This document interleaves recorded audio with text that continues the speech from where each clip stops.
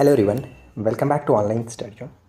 आज की इस वीडियो में हम बात करने वाले हैं आधुनिक भारत के इतिहास के 100 मोस्ट इम्पॉर्टेंट क्वेश्चंस। तो फ्रेंड्स देखिए, ये जो वीडियो है वो खास करके आपके आने वाले जो टीचर एग्ज़ाम है 15 मार्च को, उसके लिए हमने ये बनाया है। और अगर आप इस पूरी वीडियो को देख लेते हैं तो मैं गारंटी देता हूँ कि 5 क्वेश्चंस यहाँ से आपको देखने को मिल जाएगा। बस थोड़ा समय दे करके पूरी वीडियो को एंड तक देख लीजिए। 5 क्वेश्चंस यहाँ से आपका कहीं जाने वाला नहीं है। तो अगर आप सीरियस हैं तो चलिए फिर वीडियो को शुरू करते हैं। सबसे पहला प्रश्न ये कि निम्न में से किसे पश्चिमी देशों के लोग साइक्लोनिक मॉन्क ऑफ इंडिया कह करके पुकारते थे। साइक्लोनिक मॉन्क ऑफ इंडिया कह करके पुकारा जाता था किसे? स्वामी विवेकानंद को। स्वामी विवेकानंद को। निम्नलिखित में से किस महिला का नाम काकोरी रेल डकैती में चंद्रशेखर आज़ाद के साथ मिलकर काम करने के लिए प्रसिद्ध है? तो वो है राजकुमारी गुप्ता। राजकुमारी गुप्ता, ऑप्शन ए। 1882 में ब्रिटिश सरकार द्वारा हंटर कमीशन की नियुक्ति निम्नलिखित में से किसकी जांच के लिए की गई थी? 1882 में हंटर कमीशन जो नियुक्त किया गया था किसके जांच के लिए? तो भारत में शिक्षा की प्रगति, प्राथमिक शिक्षा, ये भी याद रखिएगा। वर्नाकुलर प्रेस एक्ट अधिनियम द्वारा प्रतिबंधित किया गया प्रथम राष्ट्रवादी समाचार पत्र कौन सा था? कौन सा था? तो राइट आंसर ऑप्शन सी हो जाएगा, सोम प्रकाश। सोमा प्रकाश यहाँ पे ऑप्शन सी। सांप्रदायिक अवार्ड एवं पूना पैक्ट में क्रमशः दलित वर्ग के लिए कितनी सीटें थीं? यानी सांप्रदायिक अवार्ड और पूना पैक्ट में दोनों में लिए क्रमशः दलित वर्ग के लिए कितनी सीटें थीं? तो 71 सीटें सांप्रदायिक अवार्ड में और 147 सीटें पूना पैक्ट में। तो ऑप्शन यहाँ पे बी हो जाएगा। नेक्स्ट आता है कि नाउ और नेवर जो पैम्पलेट है वो किसने लिखा था? अभी या कभी नहीं। नाउ और नेवर पैम्पलेट जो लिखा गया था वो रहमत अली के द्वारा 1933 में लिखा गया था, ऑप्शन बी। निम्नलिखित में से किस भारतीय नेता ने लंदन में प्रथम गोलमेज कॉन्फ्रेंस में भाग लिया था? भारतीय नेता ने लंदन में प्रथम गोलमेज में भाग लिए थे, वो कौन थे? तो सही आंसर यहाँ पे हो जाएगा option A, Maulana Mohammad Ali. Maulana Mohammad Ali, option A. Jawaharlal Nehru जो कि कांग्रेस के एकमात्र जो थे वो उन्होंने द्वितीय गोलमेज सम्मेलन में भाग लिया था। निम्नलिखित में से किसने बहुविवाह नामक पुस्तक लिखी है? बहुविवाह नामक पुस्तक को लिखा गया था ईश्वर चंद्र विद्यासागर के द्वारा। Ishwar Chandra Vidyasagar. Go back to वेद यानी वेदों की ओर लौटो के मोटो का प्रस्ताव किसने दिया था? वेदों की ओर लौटो का प्रस्ताव दिया गया था दयानंद सरस्वती जी के द्वारा। तो डी यहाँ पे हो जाएगा, दयानंद सरस्वती। इसके बाद नेक्स्ट प्रश्न आता है हमारा कि आत्मसम्मान आंदोलन नामक कट्टरपंथी आंदोलन किसने लॉन्च किया था, किसने चलाया था? आत्मसम्मान आंदोलन को स्टार्ट किया गया था ईवी रामास्वामी नायकर। ठीक है, ऑप्शन यहाँ पे हम सी को टिक करेंगे। नेक्स्ट प्रश्न आता है कि मुगलों एवं मराठों के बीच 1719 में की गई संधि में रिचर्ड टेम्पल ने मराठा साम्राज्य की मैग्ना कार्टा कहा। यानी रिचर्ड टेम्पल ने मराठा साम्राज्य का मैग्ना कार्टा कहा। यह संधि बालाजी विश्वनाथ एवं सैयद बंधुओं ने किस नाम पर की थी? 1719 में हुआ था ये संधि। तो सही आंसर यहाँ पे बन जाएगा ऑप्शन ए, मराठा छत्रपति साहू एवं मुगल बादशाह रफ़ी उद रज़ात। ये भी याद रखना है, ऑप्शन ए बिल्कुल सही आंसर है। निम्नलिखित भारतीय नेताओं में से कौन एक ब्रिटिश द्वारा इंडियन सिविल सर्विस से बर्खास्त किए गए थे? तो बी हो जाएगा, सुरेंद्र नाथ बैनर्जी। सुरेंद्र नाथ बैनर्जी। भारतीय होने पर गर्व महसूस करें, गर्व से दावा करें कि मैं भारतीय हूँ, प्रत्येक भारतीय मेरा भाई है। यह युक्ति किसकी है? ये युक्ति स्वामी विवेकानंद जी की है। स्वामी विवेकानंद। मंडल आयोग किस संबंध में कौन सा कथन असत्य है? यानी मंडल आयोग रिपोर्ट के संबंध में कौन सा कथन असत्य है? तो देखिए, पहला पॉइंट कि इनका संबंध अन्य पिछड़े वर्ग से था, यानी ओबीसी के लिए था ये, तो ये बिल्कुल सही है। मंडल कमीशन का गठन 1979 में जनता पार्टी के सरकार के द्वारा किया गया था और 1980 में आयोग ने सरकार को अपनी रिपोर्ट सौंपी थी, ये भी सही है। 1989 में तत्कालीन प्रधानमंत्री बीपी सिंह द्वारा इसे लागू करने का प्रयास किया गया तथापि इसे 1993 में लागू कर दिया गया। यानी यहाँ पे जितने भी चीज़ें दी गई हैं वो सभी के सभी सही है, कोई गलत नहीं है। तो यहाँ पे डी हो जाएगा, इनमें से कोई नहीं। स्टेट बैंक ऑफ इंडिया की स्थापना किसकी संस्तुति पर की गई थी? स्टेट बैंक ऑफ इंडिया की स्थापना किसकी संस्तुति पर की गई थी? गोरेवाला समिति। ठीक है, गोरेवाला समिति, ये चीज़ याद रखना। पहले इंपीरियल बैंक ऑफ इंडिया के नाम से जाना जाता था। किस वायसराय को भारतीय राष्ट्रवाद का उत्प्रेरक कहा गया है?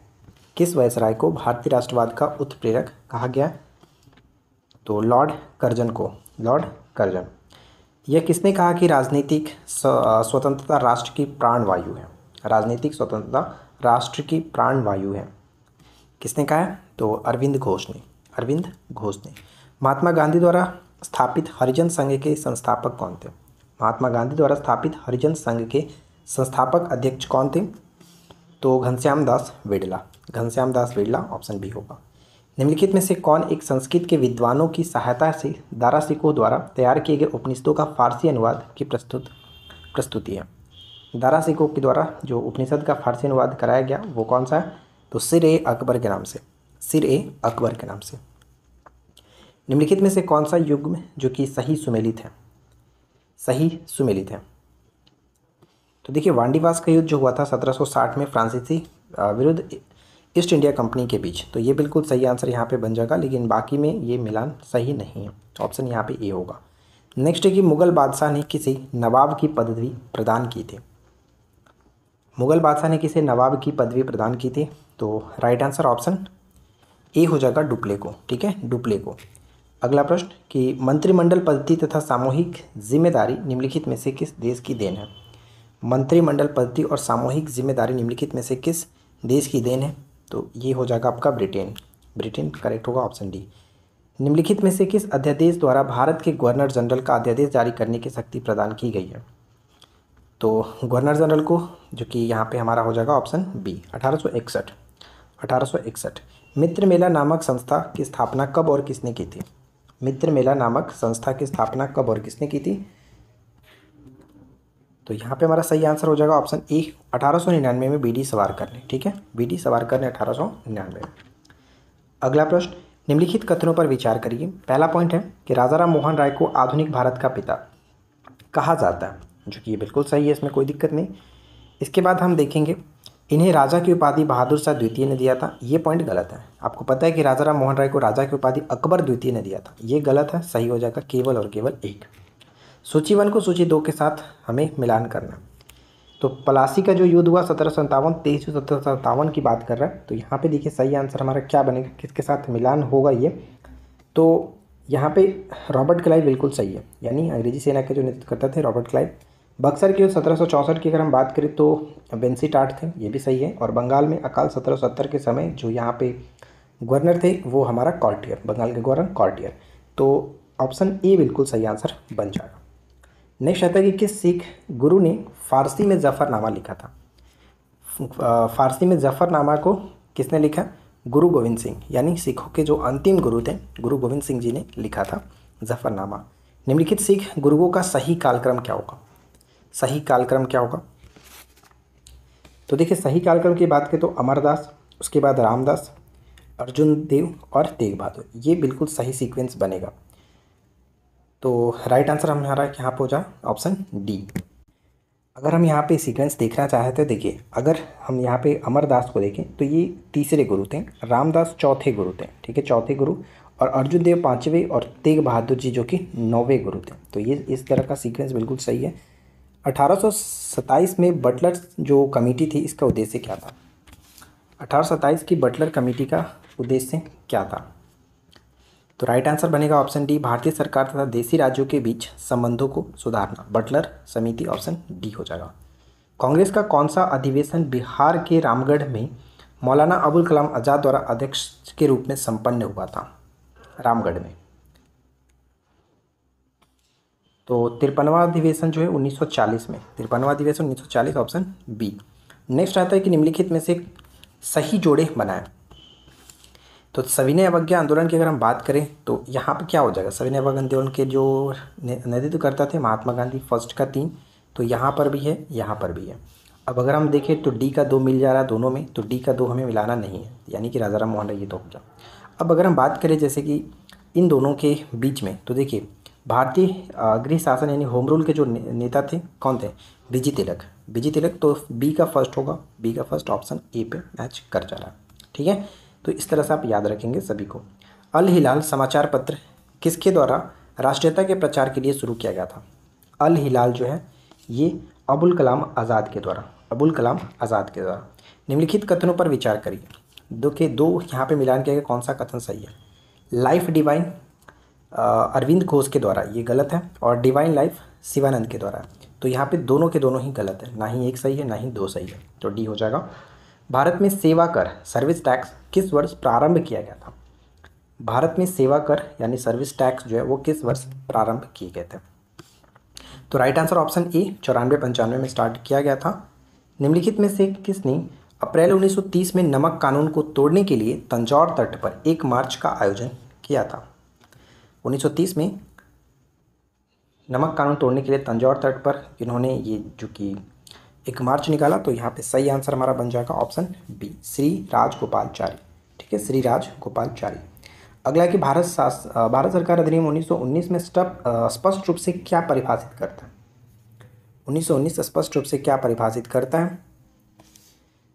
तो देखिए ध्यान दीजिएगा, यहाँ पे सही आंसर हमारा बन जाएगा केंद्र और प्रांतीय सरकारों का क्षेत्राधिकार।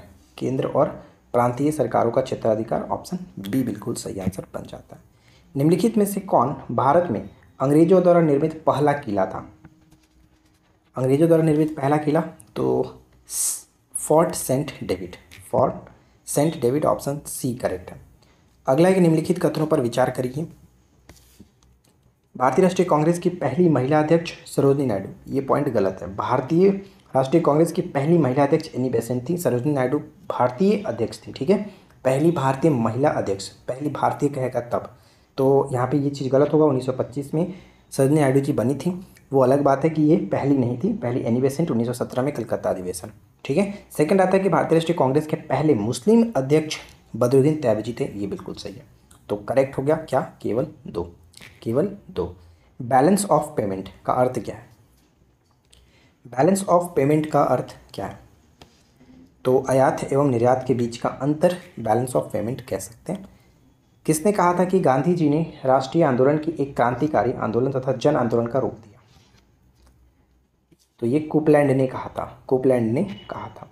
भारतीय इतिहास की निम्नलिखित घटनाओं को सही अनुक्रम में पहचानिए, सबसे प्रारंभ से शुरू कीजिए। तो सभी को अगर आप ध्यान से देखोगे तो क्या बनेगा?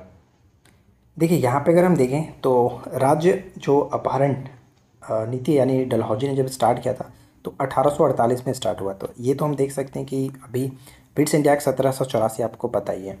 तो इन दोनों में अगर सबसे पहले कंपेयर करें तो वैसे भी हमारा एक लास्ट में जाएगा, तो एक लास्ट यहाँ पे दिख रहा है। और सहायक संधि आपको पता ही है कि 1798 में स्टार्ट किया गया था, 1798 में। और लाहौर की संधि जो कि पहले ही स्टार्ट हुआ था इन सभी से पहले। तो लाहौर की संधि बेसिकली जहाँ तक मुझे याद आ रहा है वो आपका करीब 1850 के आसपास था। 1846, ठीक है, 1846 के आसपास था। तो यहाँ पे अगर आप देखोगे तो क्लियरली आप कर सकते हो कि सबसे पहले क्या आएगा। सबसे पहले हमारा 1784 जो कि 4 से स्टार्ट होगा। उसके बाद अगर हम देखें तो 1798 सहायक संधि 2 से स्टार्ट हो रहा है, यानी ये दोनों मिल रहा था। लेकिन उसके बाद 1746 और लास्ट में हमारा 1848। ठीक है, तो करेक्ट आंसर ऑप्शन ए बनेगा। तो इन सभी डेट को थोड़ा सा याद रखिएगा, इंपॉर्टेंट है। नेक्स्ट आता है कि इंडोमिटेबल स्पिरिट जो पुस्तक है के लेखक कौन है? इंडोमिटेबल स्पिरिट पुस्तक के लेखक कौन है? तो APJ Abdul Kalam, option D. पाप से डरो पापी से नहीं, यह युक्ति किसकी है? पाप से डरो पापी से नहीं, यह युक्ति किसकी है? तो राइट आंसर ऑप्शन बी होगा, महात्मा गांधी। ठीक है, महात्मा गांधी। निम्नलिखित में से किस भारतीय नेता ने लंदन में प्रथम गुलमेज कॉन्फ्रेंस में भाग लिया था? तो मौलाना मोहम्मद अली जो थे इन्होंने भाग लिया था। निम्नलिखित में से किस अधिनियम के तहत लॉर्ड कर्नवालिस को अपनी काउंसिल के फैसले को रद्द करने का अधिकार मिला? तो रद्द करने का अधिकार 1786 के एक्ट के द्वारा, 1786 के एक्ट। औरंगजेब कालीन ऐतिहासिक ग्रंथ नुस्खा ए दिलकुशा के रचनाकार कौन थे? ये प्रश्न हमेशा पूछा जाता रहता है। भीमसेन कायस्थ देता है या फिर भीमसेन सक्सेना कायस्थ, आप दोनों याद रखिए, ऑप्शन ए हो जाता है। नेक्स्ट की निम्नलिखित में से कौन सा एक जर्नल अबुल कलाम आज़ाद के द्वारा प्रकाशित है? अबुल कलाम आज़ाद, अल हिलाल आपने ऊपर में देखा था, अल हिलाल। गोल्डन थ्रेशोल्ड नामक कविता संग्रह की रचयिता निम्नलिखित में से कौन है? तो गोल्डन थ्रेशोल्ड लिखा गया था किसके द्वारा? सरोजनी नायडू जी के द्वारा। ठीक है, Sarojini Naidu, option C. Next आता है कि lecture from Colombo to Almora. Lecture from Colombo to Almora जो है वो निम्नलिखित में से किस एक के अनुभवों पर आधारित है? तो स्वामी विवेकानंद, ऑप्शन डी स्वामी विवेकानंद। अगला है कि ब्रिटिश के साथ बेसिन की संधि निम्नलिखित पेशवाओं में से किसने की थी? बेसिन की संधि कब हुआ था? 1802 में। और ईस्ट इंडिया कंपनी के साथ किसने किया था? तो right answer option C Bajirao द्वितीय। बाजीराव द्वितीय ने 1717 ईस्वी में निम्नलिखित में से कौन से मुगल सम्राट ने अंग्रेजों की ईस्ट इंडिया कंपनी को भारत में व्यापार पर विशेषाधिकार प्रदान करने का फरमान जारी किया? तो यहाँ पे 1717 में फर्रुखसियर जो है इन्होंने फरमान जारी किया था। राम प्रसाद बिस्मिल का नाम किससे संबंधित है? तो ये नायक थे किसके? तो काकोरी जो षड्यंत्र हुआ था 1925 में, 9 अगस्त 1925 को, इसके ये प्रमुख थे। ईस्ट इंडिया कंपनी के नेतृत्व में रॉबर्ट क्लाइव का उत्तराधिकारी निम्नलिखित में से कौन था? ईस्ट इंडिया कंपनी के नेतृत्व में रॉबर्ट क्लाइव का उत्तराधिकारी कौन था? तो हेस्टिंग्स। ठीक है, हेस्टिंग्स। किस पुर्तगाली गवर्नर ने नीले पानी की नीति अपनाई थी? ब्लू वाटर पॉलिसी को अपनाया था, वो है अल्मेडा। ठीक है, Almeida, Francisco de Almeida, option B. सहायक गठबंधन स्वीकार करने वाला अंतिम मराठा प्रमुख कौन थे? सहायक गठबंधन स्वीकार करने वाले अंतिम मराठा प्रमुख कौन थे? तो होलकर। ठीक है, होलकर यहाँ पे करेक्ट होगा। निम्नलिखित में से किसके अंतर्गत भारत में सर्वप्रथम सर्वोच्च न्यायालय की स्थापना की गई? तो भारत में सर्वप्रथम सर्वोच्च न्यायालय की स्थापना जो की गई थी रेगुलेटिंग एक्ट 1773 के द्वारा 1774 में कलकत्ता में स्थापित किया गया था। ये आपको याद रखना है। ठीक है, याद रखिएगा। नेक्स्ट आता है हमारा, स्वामी सहजानंद का संबंध था। स्वामी सहजानंद का संबंध था बिहार के किसान आंदोलन के साथ। बिहार में किसान आंदोलन के साथ, ऑप्शन सी। सुरेंद्रनाथ बनर्जी और आनंद मोहन बोस ने 1876 में किसकी स्थापना किए थे? 1876 में इन्होंने इंडियन एसोसिएशन की स्थापना किया, इंडियन एसोसिएशन। ठीक है। नेक्स्ट आता है कि अवध के एका आंदोलन। ठीक है, अवध का एका आंदोलन का उद्देश्य क्या था? अवध के एका आंदोलन के जो उद्देश्य थे हम यहाँ पे कहेंगे कि लगान का नगद में परिवर्तन। ठीक है, लगान का नगद में परिवर्तन, ऑप्शन डी बिल्कुल सही आंसर हमारा बनेगा। नेक्स्ट प्रश्न ये कह रहा है कि किस महात्मा को दक्षिणेश्वर संत के नाम से जाना जाता है? तो दक्षिणेश्वर संत रामकृष्ण परमहंस, यहाँ पे ऑप्शन बी बन जाएगा। निम्नलिखित में से कौन जो कि सुमेलित क्रम में है? तो सुमेलित क्रम में अगर हम देखें तो क्या हो जाएगा? देखिए, तो यहाँ पे सी बिल्कुल सही आंसर होगा। बाल गंगाधर तिलक केसरी के साथ बिल्कुल सही तरीके से मैच हो रहा, सी बिल्कुल सही है। 1773 में जीज मोहम्मद शाही पुस्तक जो कि नक्षत्र संबंधी ज्ञान से संबंधित है, इसके लेखक कौन थे? तो जीज मोहम्मद शाही का संबंध हो जाएगा जयपुर के सवाई राजा जय सिंह, ऑप्शन बी। निम्नलिखित में से कौन अवध का प्रथम नवाब था? अवध का प्रथम नवाब कौन थे? तो शहादत खां यहाँ पे करेक्ट होगा, ऑप्शन बी शहादत खां। निम्नलिखित में से किस मुगल सम्राट ने अंग्रेजों को बंगाल में शुल्क मुक्त व्यापार की सुविधा प्रदान की थी? वो हो जाते हैं कौन? तो फर्रुखसियर। ठीक है, फर्रुखसियर, ऑप्शन डी। नेक्स्ट आता है कि किस मुगल शासक के समय में मुगलों द्वारा सिक्का ढालना बंद हो गया? मुगलों द्वारा सिक्का ढालना अकबर द्वितीय। अकबर द्वितीय के समय में सिक्का ढालना बंद। पुर्तगाली उपनिवेश गोवा, दमन और दीव को किस वर्ष जन आंदोलन के बल पर भारत सरकार ने भारतीय गणराज्य में विलय किया? तो 1961 में जो कि गोवा मुक्ति दिवस 19 दिसंबर को मनाते भी हैं। कौन सा निर्णायक युद्ध था जिसमें अंग्रेजों ने डचों को हरा दिया, जिस कारण डचों को भारत में चुनौती खत्म हो गई? वेदरा का युद्ध। ठीक है, वेदरा का युद्ध 1759 में। 31 दिसंबर 1600 को किसने एक रॉयल चार्टर जारी कर ब्रिटिश ईस्ट इंडिया कंपनी को पूर्वी देशों के साथ व्यापार करने का एकमात्र अधिकार दिया? तो रानी एलिजाबेथ। ठीक है, एलिजाबेथ। और उस वक्त जो कि मुगल सम्राट कौन थे? अकबर। कौन इंग्लैंड के सम्राट जेम्स प्रथम द्वारा राजदूत बनकर के 1615 में मुगल बादशाह जहांगीर के दरबार में अजमेर पहुंचा था? वो कौन है? Sir Thomas Roe. Sir Thomas Roe. अगला है कि इंटरलोपर्स क्या होते थे? इंटरलोपर्स थे, तो इंटरलोपर्स एशिया में मुक्त व्यापार करने वाले अंग्रेज व्यापारी हुआ करते थे, इंटरलोपर्स। 1639 में अंग्रेज फ्रांसिस डी ने कहाँ के शासक से मद्रास को पट्टे पर लिया और वहाँ एक किलाबंदी कोठी बनवाई? तो ये आपका चंद्रगिरी के राजा। ठीक है, चंद्रगिरी के राजा से। मुगल बादशाह ने किसे नवाब की पदवी दी थी? नवाब की पदवी डुप्ले को दिया गया था। कौन सा मिलान गलत है? देखिए, कौन सा मिलान यहाँ पे गलत है? तो प्रथम कर्नाटक युद्ध 46 से 48, द्वितीय कर्नाटक 49 से 54, तीसरा जो 56 से 63 होता है, 56 से 63 होता है, ये गलत हो जाएगा। ठीक है, 56 से 63, सॉरी ऑप्शन सी 56 से 63 सप्तवर्षीय युद्ध के रूप में भी हम इसको जानते हैं। फ्रांस की सरकार ने किस वर्ष भारत स्थित फ्रांसीसी बस्तियों का अधिकार भारत सरकार को सौंप दिया था? तो यहाँ पे हो जाएगा 1954। ठीक है, 1954। नेक्स्ट आता है कि भारत का बादशाह उस समय कौन था जब ब्रिटेन की ईस्ट इंडिया कंपनी की स्थापना की गई? तो अभी अपने ऊपर में बताया था ना कि अकबर थे, ऑप्शन सी अकबर। नेक्स्ट है कि किसकी अत्यंत प्रिय युक्ति थी कि भेड़ की तरह एक लंबी जिंदगी जीने से कई बेहतर है कि शेर की एक दिन जीना? तो ये टीपू सुल्तान, टीपू सुल्तान। रणजीत सिंह ने किस स्थान पर अधिकार करने के बाद महाराजा की उपाधि धारण की थी? महाराजा की उपाधि धारण की थी इन्होंने तो अमृतसर। ठीक है, सॉरी लाहौर, अमृतसर नहीं यार, माफ़ी चाहूँगा, यहाँ पे लाहौर बिल्कुल सही, ऑप्शन ए। ठीक है, लाहौर। रणजीत सिंह एवं अंग्रेजों के बीच हुए अमृतसर की संधि में किस नदी को दोनों के राज्य क्षेत्रों के बीच की सीमा निर्धारित की गई? तो आपको पता ही होगा यहाँ पे सही आंसर क्या होता है, सतलज। ठीक है, सतलज का ऑप्शन डी। निम्नलिखित में से कौन सही सुमेलित नहीं है? तो लाहौर की संधि हमने देखा था, 46 बिल्कुल सही। भैरववाल की संधि 46 ये भी होता है। पंजाब का अंग्रेजों में विलय, अंग्रेज राज्य में विलय 1849 में। तो सभी सही सुमेलित हैं, ऑप्शन डी हो जाएगा, सभी के सभी सही मिलान किया गया। सहायक संधि के संबंध में किसने कहा कि हमारी नीति और हमारे लक्ष्य ने भारतीय राज्यों को शून्य की स्थिति में पहुंचा दिया? ये कथन लॉर्ड वेलेस्ली का था, जिन्होंने सहायक संधि को स्वीकार किया, मतलब कि शुरुआत किया। भारत में सहायक संधि का जन्मदाता आविष्कारक कौन माना जाता है? तो लो अभी हमने बात ही किया, वही आ गया, लॉर्ड वेलेस्ली। ठीक है, लेकिन देखिए ध्यान दीजिएगा कि भारत में स्टार्ट किसने किया पूछे तो डुप्ले होगा। ठीक है, डुप्ले सबसे पहले स्टार्ट किया था, उसके बाद वेलेस्ली माना जाता है, तो डुप्ले यहाँ पे बिल्कुल सही आंसर होगा, ऑप्शन ए को टिक करेंगे। भारत में सहायक संधि का जन्मदाता डुप्ले को माना जाता है।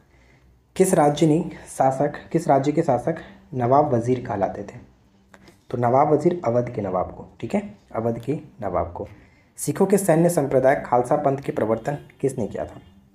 सैन्य संप्रदाय खालसा पंथ के जो प्रवर्तक माने जाते हैं वो कौन? तो गुरु गोविंद सिंह। ठीक है, गुरु गोविंद सिंह जी। यद्यपि भारत के व्यापार पर 1813 के चार्टर एक्ट द्वारा कंपनी के एकाधिकार को समाप्त कर दिया गया, परंतु फिर भी किस वस्तु का व्यापार केवल कंपनी के लिए ही सुरक्षित रखा गया था? तो वह है चाय। ठीक है, चाय। अगला है कि ब्रिटिश ईस्ट इंडिया कंपनी का व्यापारिक अधिकार अंतिम रूप से किस एक्ट के तहत समाप्त कर दिया गया? अंतिम रूप से 1833 के चार्टर एक्ट के द्वारा। स्थायी बंदोबस्त 1793 के अंतर्गत जमींदारों से अपेक्षा की गई थी कि वे खेतिहरों को पट्टा जारी करेंगे। अनेक जमींदारों ने पट्टा जारी नहीं किया, इसका कारण क्या था? इसका कारण था कि जमींदारों के ऊपर कोई सरकारी नियंत्रण नहीं था। तो ऑप्शन बी हो जाएगा, कोई सरकारी नियंत्रण नहीं था। भारत में आधुनिक उद्योगों की स्थापना कब आरंभ हुई? भारत में आधुनिक उद्योगों की स्थापना कब से मानी जाती है? तो 1850, ऑप्शन डी 1850। किसने भारत में रेलवे की स्थापना को आधुनिक उद्योग की अग्रदूत या फिर जननी की संज्ञा दी? तो कार्ल मार्क्स ने ये जो कि बात कही थी। अकालों को रोकने तथा अकाल पीड़ितों की सहायता हेतु भारत सरकार ने अकाल संहिता कब प्रचारित किया? अकाल संहिता को प्रचारित किया गया था 1883 में, ऑप्शन सी 1883 में। ब्रिटिश नागरिकों को सर्वप्रथम किस वर्ष भारत में भूमि खरीदने एवं बसने की अनुमति मिली? तो 1833 में, 1833 में। नेक्स्ट आता है कि the economic history of India के लेखक कौन है? The economic history of India पुस्तक के लेखक कौन है? तो रमेश चंद्र दत्त, रमेश चंद्र दत्त। अगला है कि दादा भाई नौरोजी ने अंग्रेजों द्वारा किए गए कार्य को अनिष्टों का अनिष्ट की संज्ञा दी। अनिष्टों का अनिष्ट की संज्ञा दी थी तो धन के विकास। ठीक है, धन के विकास, विकास नहीं निकास, सॉरी, धन के निकास। निम्नलिखित में से कौन poverty and un British rule in India का लेखक है? Poverty and un British rule in India के लेखक कौन है? एकदम वीवीआई प्रश्न, इसको याद रखना है, दादा भाई नौरोजी। ठीक है, दादा भाई नौरोजी। 1925 में सरकार द्वारा गठित भारतीय आर्थिक जांच समिति के अध्यक्ष कौन थे? 1925 में गठित भारतीय आर्थिक जांच समिति के अध्यक्ष कौन थे? तो M Visvesvaraya, M Visvesvaraya. Next आता है कि भारत से ब्रिटेन की ओर संपत्ति की अपवहन, ड्रेन ऑफ वेल्थ जो है सिद्धांत किसने प्रतिपादित किया था? तो दादा भाई नौरोजी ने। ठीक है, दादा भाई नौरोजी ने। कब बंगाल और बिहार में भूमि पर किराएदारों के अधिकारों को बंगाल किराएदारी अधिनियम के द्वारा दिया गया था? तो 1885 में, 1885। ईस्ट इंडिया कंपनी को किस एक्ट के तहत बंगाल में स्थायी भूमि प्रबंध करने की सलाह दी गई थी? तो इसका सही आंसर हमारा हो जाएगा पिट्स इंडिया एक्ट 1784 के द्वारा, पिट्स इंडिया एक्ट 1784। रैयतवाड़ी व्यवस्था में विभिन्न समय और स्थानों पर लगान कितना वसूल किया जाता था? विभिन्न समय और स्थानों पर अलग यानी अलग अलग स्थानों पर लगान कितना वसूल किया जाता था? तो 33 से 55% तक, 33 से 55% तक। लास्ट क्वेश्चन है कि ईस्ट इंडिया कंपनी को उसके वाणिज्य कार्यों से किस अधिनियम के द्वारा वंचित कर दिया गया? तो 1833 के चार्टर अधिनियम के द्वारा, बी यहाँ पे करेक्ट आंसर बन जाता है। तो आई होप कि फ्रेंड्स आप लोगों को ये वीडियो अच्छा लगा होगा। वीडियो पसंद आया हो लाइक एंड शेयर करिए। चैनल पे पहली बार है सब्सक्राइब करके नोटिफिकेशन बेल आइकन को ऑल पे सेट कर दीजिए इसी तरह की और भी वीडियोज़ के लिए। तो हम मिलते हैं आपके साथ नेक्स्ट वीडियो में नए टॉपिक के साथ। Thanks for watching, keep learning, have a good day.